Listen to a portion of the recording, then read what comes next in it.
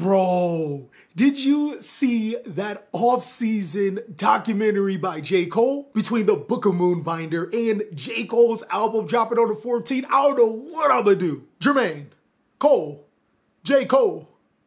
First things first, rest in peace, Uncle Phil. I really don't know about you guys, but that got me hyped. What's going on with you guys? TheCaliEffect, king of games here. And today, we're gonna be talking about rogue Yu-Gi-Oh! Decks that can compete in this format. Now, ironically enough, I decided to do this video after watching that J. Cole documentary series. He actually said something that really stuck with me. You're going to get to a spot where you feel that things are comfortable. And once you reach that spot when things are comfortable, it's up to you to decide, are you okay with it? Or if you should go back to the lab and cook another scheme. There are so many people that are complaining about this format, saying that it's stale and that there's no good Yu-Gi-Oh! Decks. No, you just have not done the work and have looked hard enough. Or you're bad at Yu-Gi-Oh! That could also be a thing. If you're bad, then maybe you can't play these decks. So in this video, not only will I be explaining some rogue decks that are really good into this format, I'll also even be able to explain how they can compete inside of the meta and what decks they are really good against. So of course, if you want to see more videos like this, then be sure to destroy that subscribe button, but also be sure to hit that notification bell so we can stay too strong.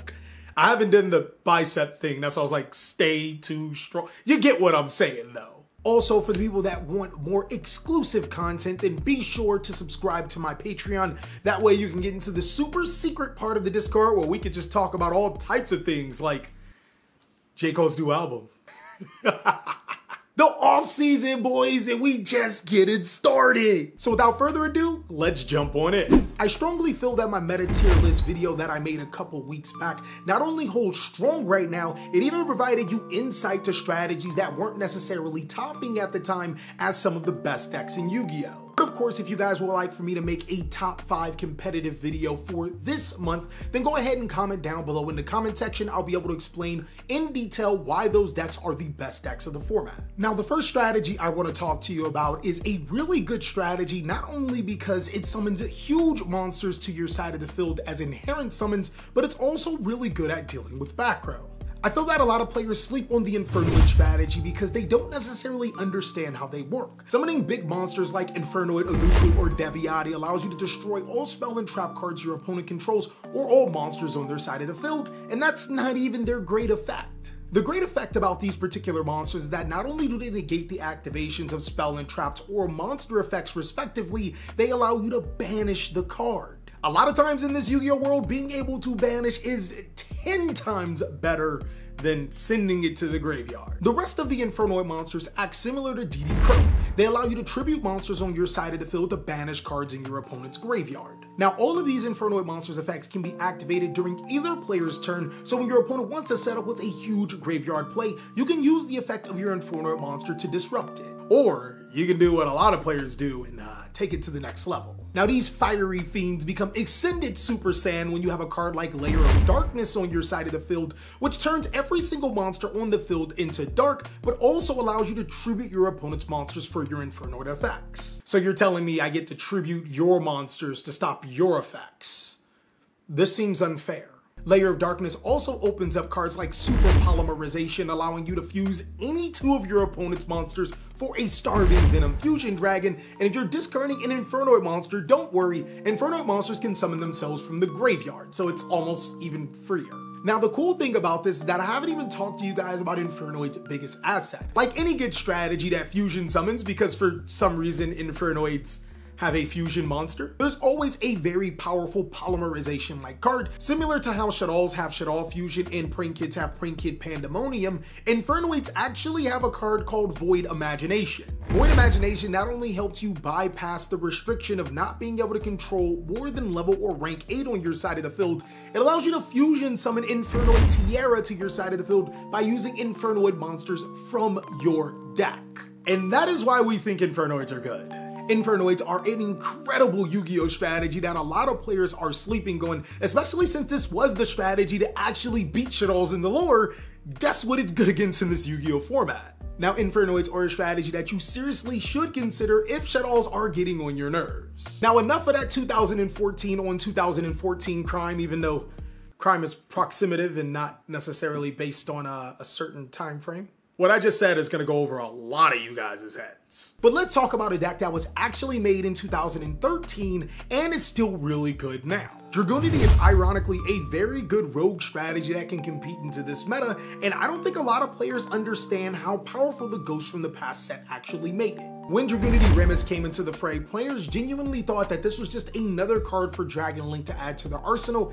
After all, Dragonity Remus is a 1-card Crystal Wing. And then you start to look at Remus in a different light, because while rockets are great with the card, you realize that the strategy can't necessarily tap into its full potential. And by full potential, I mean Dragon Ravine. The Dragonity strategy is one of the very few strategies that can play around hand traps, making Crystal Wing before the 5th summon and not even needing your normal summon to do it. It's actually also one of the few strategies that can implement the Buster Lock really well. Goodbye, Union Carrier. Hello, Arma Leviathan, because you can equip the Buster Lock.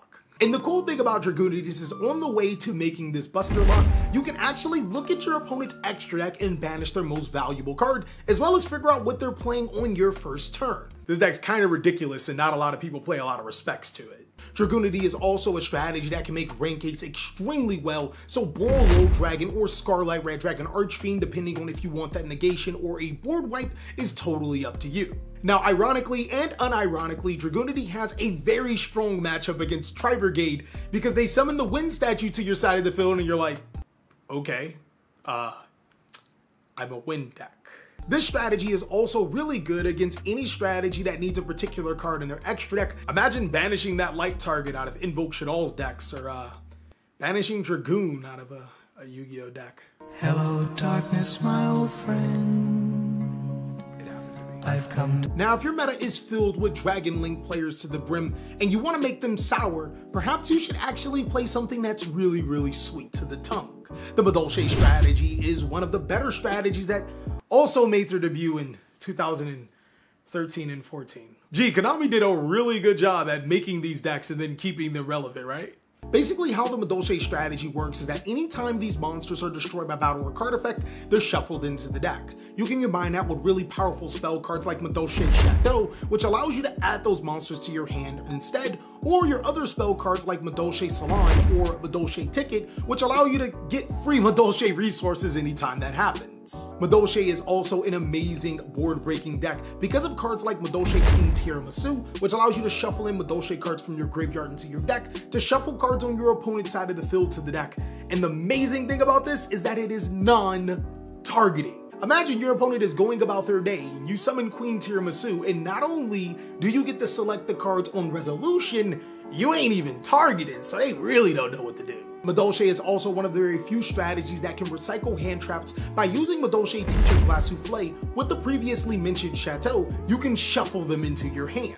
Shuffle them into your hand. I mean, add them into your hand, but I mean, I guess you would shuffle your hand afterwards, so I'm not wrong, right?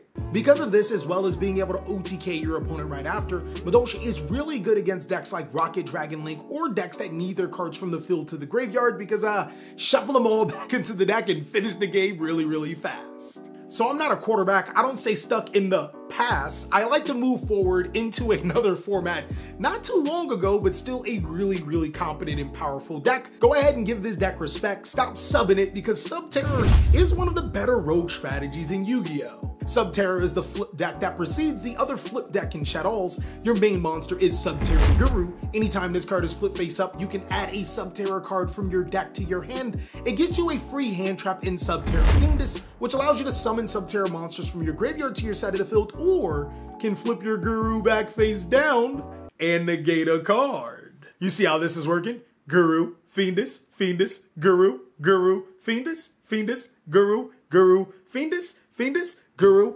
Guru, Fiendus, Fiendus, Guru.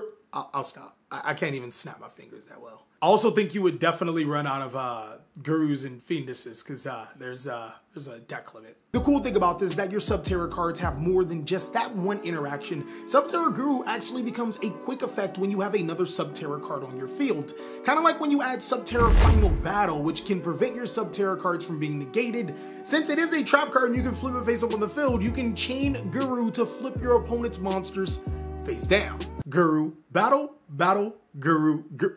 All right, we know where we're going here. Now, of course, you can play the Guru strategy with a ton of traps. You can play it with Dogmaticus, and you can even play it with Red Eyes Dark Dragoon. The Guru strategy is ironically one of the tougher decks that prank kids have to face. Not only can you flip their prank kids monster face down before they can link it off, you can play cards like Dimensional Shifter and Summon Limit to completely slow your opponent down, all while you're doing the Guru rap.